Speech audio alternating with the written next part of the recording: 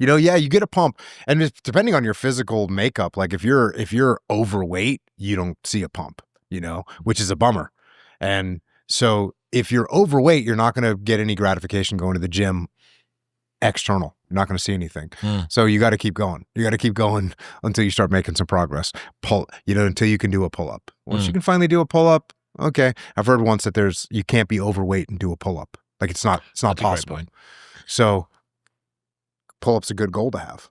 Before we continue, I've been drinking AG1 every morning for years now, and it just got even better. AG1 Next Gen keeps the same simplicity, 1 scoop once per day, but now comes with 4 clinical trials backing it. In those trials, AG1 Next Gen was clinically shown to fill common nutrient gaps, improve key nutrient levels within 3 months, and increase healthy gut bacteria by 10 times, even in healthy adults. Plus, it's still NSF certified for sport, so even Olympic athletes can use it. AG1 genuinely care about holistic health, which is why I've got my mum to take it, my dad to take it, and tons of my friends too, and why I put it inside of my body every day. And if I found anything better, I would switch, but I haven't, which is why I still use it. And if you're still unsure, they've got a 90-day money-back guarantee, so you can buy it and try it for 3 months. If you don't like it, they'll just give you your money back. Right now, you can get a year's free supply of vitamin D3, K2, and 5 free AG1 travel packs, plus that 90-day money-back guarantee by going to the link in the description below or heading to drinkag1.com/modernwisdom. That's drinkag1.com/modernwisdom. That's a really good point. Fuck, do you see Truett Haynes do the 10,001, 10,002 pull-ups? Yeah. I had Cam on the show last week, and I'm like completely blown away by what his kids have done. One of them's a ranger. Yeah. And Truett's Truett.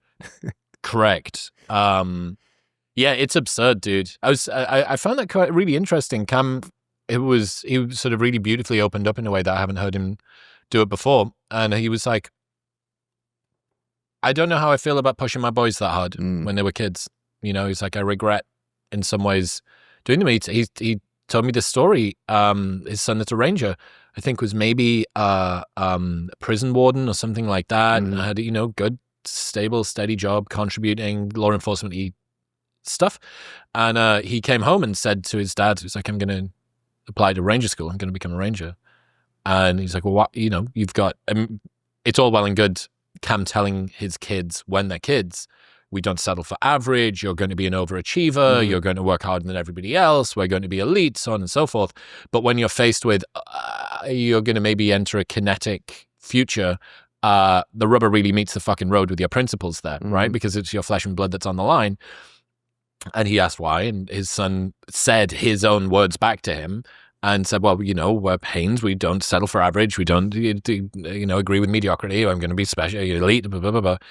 And, Cam had this sort of moment where he was like, fuck, like maybe I've pushed my kids too far. Maybe I've pushed them so far that they didn't feel happy or content with a good, normal job. And what if my son goes off to war and gets fucking killed or injured over there because I've put them in this place?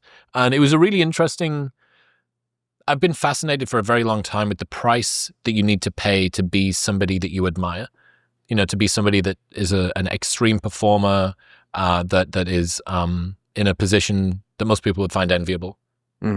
And this is another one of those things. You don't understand what it is that drives people to do the things that they do. Now, some people have a beautiful balance. They do it from a place of self-love and wanting to maximize their time on this planet, and it's this wonderful upward trajectory toward a goal that they believe in.